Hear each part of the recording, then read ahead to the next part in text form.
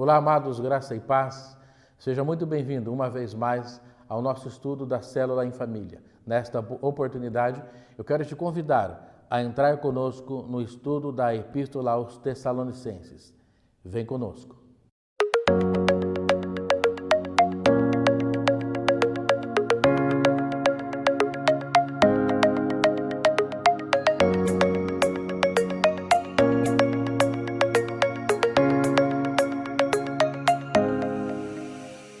Nós vamos começar o estudo da primeira epístola aos Tessalonicenses e vamos ler todo o capítulo 1. Vamos ver um pouco da vida de Paulo, um pouquinho da vida de Timóteo e um pouquinho da cidade, da região onde a epístola foi escrita, ok? Então nós temos lá, começando pela Tessalônica. A Tessalônica ela era a capital da Macedônia, era uma cidade livre. Ela conseguiu no tempo do imperador Augustus, 42 a.C., ela conseguiu o status de cidade livre, ou seja, ela tinha uma administração e um sistema jurídico próprio, okay? Mas ela estava, sim, sob o domínio do Império Romano. A cidade da Tessalônica, ela era um importante centro comercial, e além de centro comercial, localizada às margens do Mar Egeu, ela era atravessada pela Via Egnácia ou Via Ignácia. Era uma via militar romana que fazia ligação de leste a oeste e também ligava essa cidade à Via Ápia e da Via Ápia até Roma. Ou seja, havia uma grande importância geopolítica nessa cidade. Era uma cidade próspera, ainda que ela era composta, como as cidades do Império Romano, de uma grande quantidade de escravos. A cidade era uma cidade próspera, injusta na distribuição de renda, obviamente, mas uma cidade próspera, uma cidade importante. Existia, sim, fome, existia miséria, existia muita pobreza, porque parte dessa população, possivelmente 2/3 dessa população, eram escravos e viviam em vilas marginais, em lugares sujos, em lugares com um índice de pobreza muito baixo.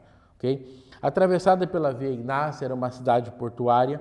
Existia na cidade o culto às divindades. Eram muitas divindades, eram as divindades do Olimpo, também existiam as divindades egípcias, divindades da Ásia, ou seja, era uma cidade muito idólatra.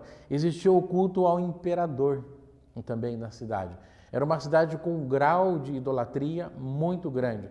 Como todas as cidades portuárias, era uma cidade muito imoral. A idolatria, alguns cultos deles eram cultos marcados por gritos, por instrumentos tocando, era um culto frenético e eles terminavam com excessos sexuais, ou seja, a cidade também era uma cidade bastante imoral. Era uma cidade cosmopolita, ou seja, uma cidade cosmopolita é uma cidade que junta, ou que por ela passam habitantes de diversas regiões do mundo, diversas línguas, diversos povos. A língua local, como de toda a Macedônia, era o grego. Não? A língua local era o grego, o latim era a língua do Império Romano, mas na Macedônia era o grego, que era a língua usada, a língua do comércio, a língua da administração. Muito bem, e aí nós temos, então, a cidade da Tessalônica. Atualmente a cidade está no mesmo lugar, ela se chama Salônica. Atualmente é uma cidade a região dela tem em torno de 1.100.000 habitantes. Naquela época era uma cidade com 40.000 habitantes aproximadamente, mas já era uma cidade muito, mas muito importante mesmo. Ok? Então o apóstolo Paulo, ele funda a igreja de Tessalonicenses, aí na Tessalônica, e o registro está lá no livro de Atos 17. Nós não vamos abrir, mas aí relata a segunda viagem missionária de Paulo.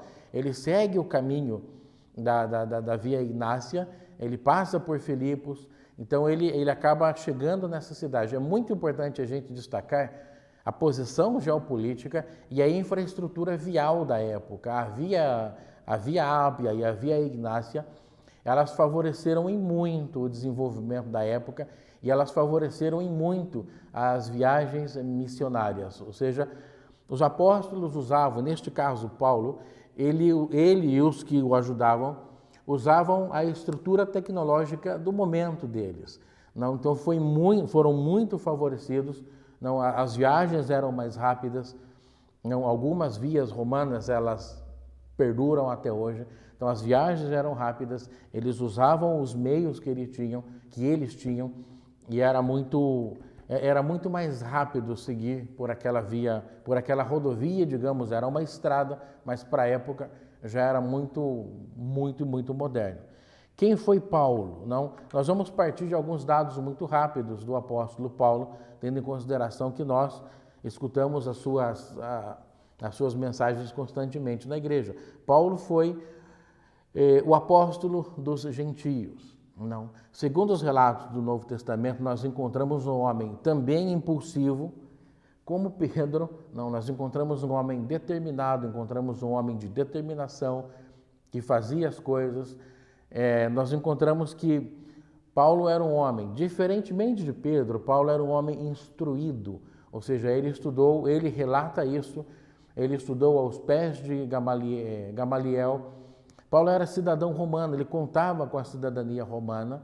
Alguns estudos acreditam que Paulo falava latim, falava hebraico, que era a sua língua materna, e falava o grego, na época o grego koiné. Não? A Bíblia não é clara em dizer eu, Paulo, falo grego, obviamente, mas nós encontramos nas cartas de Paulo, de próprio punho, eu te escrevo. Então, encontra-se uma certa relação dos escritos de Paulo com a forma que ele escrevia. Tinha um homem de uma literatura muito bem colocada, muito rica, muito pontual, escrevia um bom grego. Não, diferentemente de Pedro, obviamente, Pedro escreveu por meio de ajudantes, de escribas. Talvez na segunda carta de Pedro, talvez Pedro tenha escrito aquela carta, porque já se considera o grego daquela segunda carta como um grego um pouco mais artificial, como alguém que não usava a língua naturalmente. Mas isso foram detalhes dos estudos de Pedro. Paulo, ele sim, escrevia em grego, ele se comunicava em grego. Há relatos em que ele tratava com os funcionários romanos, então possivelmente ele se localizava, ele se comunicava ali no latim, ainda que funcionários romanos também alguns falavam o grego, então, mas era um homem muito instruído, um homem de conhecimento, instruído, como ele disse, instruído aos pés de Gamaliel, fariseu de fariseus. Então, era um homem de grande conhecimento, um grande conhecimento literário, grande conhecimento educativo, mas também um homem muito prático, não? Um homem que fazia as coisas, um homem que agia, um homem que corria atrás. Em que mundo nós estamos quando nós falamos da Epístola aos Tessalonicenses? Nós estamos no mundo grego, não? Um pouquinho diferente do mundo romano em que o apóstolo Pedro escreveu, ainda que toda aquela região estava sob domínio do Império Romano. O mundo grego, ele era o mundo dos oradores, era o mundo das filosofias, era o mundo dos pensadores, era o mundo dos sofistas. E esses pensamentos, obviamente, que eles eram um grande perigo para a igreja. Não? Os sofistas eram aqueles homens que usavam argumentações falaciosas, muitas vezes, ou quase sempre, para tentar dissimular tirar alguém do caminho, tirar alguém de algum bom propósito. Não só isso, obviamente, que os sofistas eram uma continuação dos filósofos, não, mas no caso da igreja existia esse grande problema de pensamentos que poderiam danificar a fé. Não, você vai encontrar que eles lutam ali com o mundo grego, não? Eles lutam contra as fábulas profanas de velhas caducas, é uma expressão usada numa das cartas. Então, essas fábulas profanas, na verdade, eram relatos fabulosos, não? Relatos com deuses gregos, com deuses de outras nacionalidades, que nunca chegavam a nenhum propósito.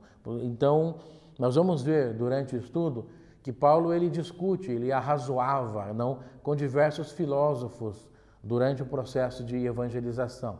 Ele tinha um poder de articulação muito grande para quebrar todos os sofismas, todos os pensamentos armados que acabavam lutando contra a fé cristã, contra a igreja. Esse era o nosso apóstolo Paulo, apóstolo dos gentios, cuja obra foi muito grande. Nesta epístola, ele leva com ele Silvano e Timóteo. Nós vamos enfatizar um pouquinho sobre a vida de Timóteo, mas muito pouco. Timóteo era filho de uma mulher judia com um pai grego. Veja bem os recursos que o apóstolo Paulo tem. Ele mesmo foi educado dentro da cultura helênica, mas Timóteo tinha um pai grego. Então Timóteo se faz discípulo, se converte e ele começa a acompanhar o apóstolo Paulo nessa empreitada, juntamente com Silvano. Eles vão chegar a Tessalônica, eles vão começar, depois eles escrevem para nós essa carta. O tempo histórico dela está em torno de 50 anos depois de Cristo, aproximadamente. Okay? Você vai ler comigo, primeira epístola aos Tessalonicenses, capítulo 1, versículo 1, completos. Depois nós vamos estudar, passo a passo, alguns pontos importantíssimos nessa epístola que tem a ver com os nossos dias de hoje. Paulo, Silvano e Timóteo, a igreja dos Tessalonicenses, em Deus Pai e no nosso Senhor Jesus Cristo, graça e paz a vós outros. Damos sempre graças a Deus por todos vós, mencionando-vos em nossas orações sem cessar, recordando-nos diante do nosso Deus e Pai da operosidade da vossa fé, da abnegação do vosso amor e da firmeza da vossa esperança em nosso Senhor Jesus Cristo. Sublinha a palavra operosidade, reconhecendo, irmãos amados de Deus, a vossa eleição, porque o nosso evangelho não chegou até vós tão somente em palavra, mas sobretudo em poder, sublinhe poder, no Espírito Santo, em plena convicção, assim como sabeis ter sido o nosso procedimento entre vós e por amor de vós. Com efeito, vos tornastes imitadores, sublinha a palavra imitadores, imitadores nossos e do Senhor, tendo recebido a palavra, posto que em meio de muita tribulação, com a alegria do Espírito Santo, de sorte que vos tornastes um modelo para todos os crentes na Macedônia e na Acaia. Porque de vós repercutiu a palavra do Senhor, não só na Macedônia e Acaia, mas também por toda parte se divulgou a vossa fé com Deus, para com Deus, a tal ponto de não termos necessidade de acrescentar coisa alguma, pois eles mesmos, no tocante a nós, proclamam que repercussão teve o nosso ingresso no meio de vós, no vosso meio, e como, deixando os ídolos, vos convertestes a Deus, para servirdes o Deus vivo e verdadeiro, e para aguardardes dos céus o seu Filho, a quem ele ressuscitou dentre os mortos, Jesus, que nos livra da ira vindoura. O apóstolo Paulo vai a essa empreitada na Macedônia, quando ele ele tem um sonho de um varão macedônio que fala, passa a Macedônia e ajuda-nos. E ele passa por Filipos. Em Filipos existe uma grande perseguição, eles precisam retirar Paulo ali, então ele vai seguindo o caminho e passa em outra cidade, depois ele chega aqui em Tessalônica e ele começa a pregar a palavra em Tessalônica. Quando ele escreve essa epístola, nós aqui estamos dentro do mundo grego, o mundo das filosofias, o mundo das discussões filosóficas, o mundo dos deuses do Olimpo, o mundo da imoralidade, queridos. Os deuses gregos eram muito imorais, havia o culto a Afrodite, sempre havia excessos sexuais que se seguiam ao culto idolátrico grego. Sempre havia uma grande imoralidade. O apóstolo Paulo lutou contra isso em Tessalônica, ele lutou contra isso em Corinto. Em Corinto havia templos próprios para isso, para a idolatria e para a orgia, ou seja, para a sexualidade desenfreada no culto idolátrico. Mas nessa situação ele está lutando contra isso, ele está lutando contra sofismas, filosofias, pensamentos, e ele começa a pregar o evangelho naquela cidade. Não só judeus, existe um grande número de gregos e de mulheres piedosas. Então, possivelmente a igreja da Tessalônica, ela é formada mais por gregos ou mais por outras nações que judeus propriamente ditos. Existe uma perseguição judaica em relação a Paulo, resultado de um ciúme, porque Paulo está pregando o evangelho está chegando às pessoas e os judeus da localidade, eles começam a fazer uma perseguição, tentando jogar Paulo contra as autoridades, tentando jogar Paulo contra César e geram uma confusão como resultado da inveja, como resultado dos ciúmes, porque pessoas de outra fé estão chegando ao conhecimento, pessoas de outra religião estavam chegando ao conhecimento de Jesus, estavam chegando à salvação. Neste trecho da epístola, nós vemos Paulo, na praticidade de Paulo, ele usa algumas palavras muito interessantes. Ele fala o seguinte, lá no versículo 3, ele fala operosidade, ele é muito claro, ele diz lá, recordando-nos diante do nosso Deus e Pai, da operosidade da vossa fé. Ele está contrastando a realidade grega, que é a realidade das palavras, das discussões, das filosofias, dos poemas, com algo prático. Aquele povo recebeu, que em sua maioria eram gregos ou também estrangeiros, ou seja, eram gentios, não judeus, eles receberam a palavra com operosidade. Como assim?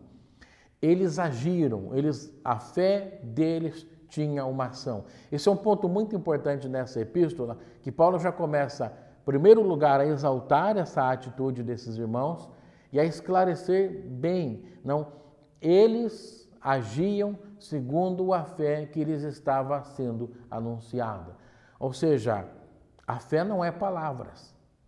A fé, ela resulta em ações, em atitudes, em coisas práticas, em coisas que eu faço. E você vai ver a concatenação de algumas palavras, ou seja, a união, a caída dessas palavras, porque ele fala de operosidade. No versículo 5, ele fala, sobretudo, em poder. Então, você acompanhará comigo, porque o nosso evangelho não chegou até vós tão somente em palavra, mas sobretudo em poder. O apóstolo Paulo era um homem muito eloquente, ele pregou a autoridades, ele discursou a autoridades.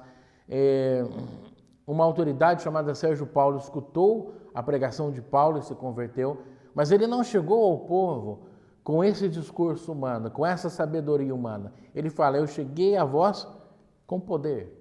A nossa pregação foi com poder. Não? A palavra poder, geralmente, no grego, é uma palavra que ela é dunamis, ou ela é escrita com o Y lá, ela é dínamos. Não? É a palavra originária para dinamite, é algo explosivo, ou é a palavra que deu origem também a um gerador de eletricidade muito usado antigamente, chamado dínamo. Não? Ou seja, o poder que o apóstolo Paulo estava falando era um poder gerador de coisas, um poder explosivo, um poder que aonde chegava arrebentava tudo. E ele falou claramente, olha, eu não vim a vós com palavras. Ainda que ele tinha uma excelente retórica, ele não foi anunciando o evangelho com a retórica da palavra, mas com o poder do Espírito. Ou seja, milagres foram acontecendo, manifestações do Espírito foram acontecendo, pessoas foram sendo alcançadas, batizadas com o Espírito Santo, o poder de Deus foi movendo no meio daquele povo, em contraste com os discursos helênicos, com as longas discussões em praça. Era um hábito dos gregos discutirem nas praças, era um hábito dos gregos se interessarem pelas novidades, ou seja, fofocar era um hábito grego, falar largamente era um hábito e era parte da cultura deles, não? Da cultura filosófica deles, mas Paulo não, ele chega no meio deles com poder. Então ele fala, olha, vocês receberam a fé com operosidade, vocês agiram quando escutaram a palavra. A palavra foi anunciada no meio de vós com poder, aquele poder explosivo, aquele poder de dinamite, aquele poder do Espírito Santo. Ele traça um outro ponto muito importante. imitadores nossos e do Senhor. Versículo 6. Irmãos, o Evangelho é um Evangelho de imitadores. Mas como assim imitadores? Imitadores de Jesus Cristo. Não. O Evangelho, ele não precisa ser reescrito. Não, ele foi concluído na cruz. A obra de Jesus foi concluída na cruz. Os seus passos, os seus sofrimentos, a sua obra, a sua glória, nós somos imitadores. Aquilo que os seus apóstolos fizeram, nós somos imitadores. E o povo da Tessalônica, os cristãos da Tessalônica, eram imitadores. O apóstolo Paulo fala, imitadores nossos e do Senhor. Está lá no versículo 6. Não, ele fala assim, com efeito, vos tornastes imitadores nossos e do Senhor, tendo recebido a palavra, posto que em meio de muita tribulação, com alegria no Espírito Santo. Então, todos os pontos que marca a pregação, o início daquela obra na Tessalônica, são pontos práticos, não são pontos factíveis, ou seja, são coisas práticas. Não, a igreja ela não nasceu em meio de discussões teológicas, ela não nasceu em meio de filosofia, ela não nasceu em meio de pensamentos nihilistas, ou seja, pensamentos que terminam no nada, ela nasceu na prática. Chegaram Paulo, Silvano e Timóteo, começaram a pregar o Evangelho, não, um Evangelho novo. Não, na verdade, o Evangelho é a nova mensagem. Diferente daquelas religiões, daqueles povos da Tessalônica, daquelas religiões gregas, ou com deuses egípcios, ou com deuses da Ásia, começou a pregar um evangelho com base no sacrifício do Senhor Jesus, com base na cruz do Senhor Jesus, e começaram a acontecer poder. Não. E aquelas pessoas começaram a imitar, ou seja, fazer igual. Ou seja, Paulo chegava, ia à sinagoga, procurava uma sinagoga, procurava um lugar, um ponto de oração para ele anunciar o Evangelho, e as pessoas começaram a fazer igual, começaram a imitar, começaram a ver o poder de Deus, começaram a aceitar a Jesus e crer no coração. E ali começa a nascer uma igreja poderosa, uma igreja prática, uma igreja que obedeceu em suma, não, tudo aquilo que o apóstolo falou. Não, a igreja obedeceu. Não, a igreja não se pôs às discussões. Não, a igreja ela começou a obedecer. Não, e ela teve operosidade, aquilo que produz causa e efeito. O que é operosidade em nós? Nós escutamos a palavra, e isso produz em nós causa e efeito. Eu escuto a palavra e eu tenho resposta a essa palavra. Eu vou e faço alguma coisa relativo àquilo que eu escutei, aquela mensagem de fé. E Abraão creu em Deus, e isso lhe foi imputado para a justiça. Mas Tiago fala que ele foi justificado pelas obras. Mas que obras? Que obras teve Abraão? A obra de Abraão foi ter caminhado a um dos montes de Moriá com Isaque, seu filho, para sacrificar o filho, porque ele sabia que em Isaque seria chamada a descendência. Ele sabia que Deus honraria a sua palavra e que Deus seria poderoso, como diz Hebreus, para ressuscitá-lo das cinzas. Então, isso é a operosidade que nós precisamos hoje, nós precisamos praticar hoje. Não, sobretudo em poder. Irmãos, igreja é poder. A palavra de Deus é poder. O Evangelho, ele tem poder. Poder do Espírito Santo, manifestação na iluminação da palavra já escrita. Revelação por meio de profecias coerentes com essa palavra escrita, curas divinas, batismo no Espírito Santo, curas físicas, ressuscitados. A igreja move no poder e nós precisamos entender que o Evangelho de Jesus Cristo foi pregado a nós em poder, não? Imitadores nossos e do Senhor. Não? A igreja é uma família que imita. Não, a igreja é uma família que imita. Eu faço aquilo que eu vejo os meus pais fazerem. Então a igreja vai imitando. Eu faço aquilo que eu vejo os meus pais na fé fazerem. Eu faço aquilo que eu vejo o pastor fazer. Eu faço aquilo que eu vejo o líder de célula fazer. Eu faço aquilo que eu vejo os personagens da Bíblia fazerem. Eu vou imitando aquilo que a palavra diz que eu tenho que imitar, obviamente julgando tudo pela palavra. É um dos versículos contidos nesta epístola que nós vamos chegar a estudar. Então nós concluímos esta análise do texto da seguinte maneira, não? Fizemos uma introdução à epístola aos Tessalonicenses. A Tessalônica já estava no mundo romano sob o domínio, já estava no mundo grego sob o domínio romano, mas era uma cidade que se movia dentro da língua e cultura gregas. Paulo foi direcionado a essa cidade por Deus, através de uma revelação, por meio de um sonho, um varão macedônico que disse, passa a Macedônia e ajuda-nos, e acabou chegando neste lugar, acabou pregando o evangelho, e as pessoas elas começaram a responder praticamente, ou seja, na prática, por tudo, responder àquilo que estava sendo anunciado. Nós devemos lembrar que havia muita perseguição, havia uma perseguição social na época, havia perseguição dos grupos judaizantes, havia perseguição por causa da quantidade de deuses na cidade, as pessoas começaram a se converter e o contexto da cidade foi sendo marcado. O contexto da cidade foi mudando. Então, ali foi se gestando uma grande igreja, uma obra de Deus, e nós precisamos trazer isso para o nosso contexto. Não? Nós vemos que Paulo usa as estruturas que ele tinha na época para pregar. Ele tinha a sua formação, ele era um homem com formação grega, não? Ele tinha um ajudante, também tinha formação grega, Timóteo. Ele tinha uma estrutura vial importante, ele tinha as estradas da Via Ignácia ou Ignácia, e ele tinha a Via Ápia também. Existiam mais estradas romanas que favoreciam muito o Império Romano, mas favoreceu também a pregação do Evangelho. Nós hoje precisamos ver que recursos nós temos, não? Nós precisamos usar os recursos que Deus nos deu, não? Quaisquer recursos que nos possibilitem desenvolver a nossa fé e estar aos pés da cruz. Nós precisamos também, tendo como base uma lição de vida da igreja nascente de Tessalônica, nós precisamos encontrar a nossa comparação com eles, não? Eles foram práticos. E eu deixo uma lição para você que está acompanhando a gente nesse estudo de célula em família, que coisas específicas posso fazer para ser imitador de Cristo.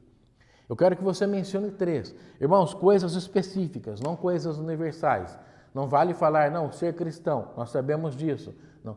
Coisas específicas, o que eu posso fazer para ser imitador de Cristo? O que eu tenho escutado na igreja que eu poderia fazer, que eu não tenho conseguido fazer, ou que eu não tenho ainda me esforçado a fazer. Você vai seguir aí, obviamente, as orientações do teu líder, ele vai dar as orientações para os momentos específicos na célula em família, mas você, participante da célula, vai ter a atividade pronta. Então você vai mencionar lá 3 coisas, não? 3 coisas específicas, não? Que respondam às características dos dos Tessalonicenses, não dos filipenses. Operosidade, eles faziam, não? Poder do evangelho, não? E imitadores, ou seja, são coisas práticas. O evangelho chegou para os Tessalonicenses de uma forma prática em poder. E os Tessalonicenses foram práticos em obedecer a Jesus, foram operosos. Eles obedeceram de uma maneira prática. Você, na sua célula em família, vai escrever 3 coisas. Quando o seu líder pedir, você vai mencionar, olha, eu acredito que para eu ser mais operoso, eu posso fazer isso, ou para eu ser mais imitador de Cristo, eu posso fazer isso. Okay? Então, faz essa tarefa aí na sua casa, aproveita um tempo de oração antes da célula em família, coloca diante de Deus, pede para o Espírito Santo te iluminar, ok? Nós começamos desta forma o estudo da nossa célula em família sobre os Tessalonicenses e nós aguardamos vocês para a nossa próxima aula. Que tenham todos uma excelente célula em família, que Deus nos abençoe.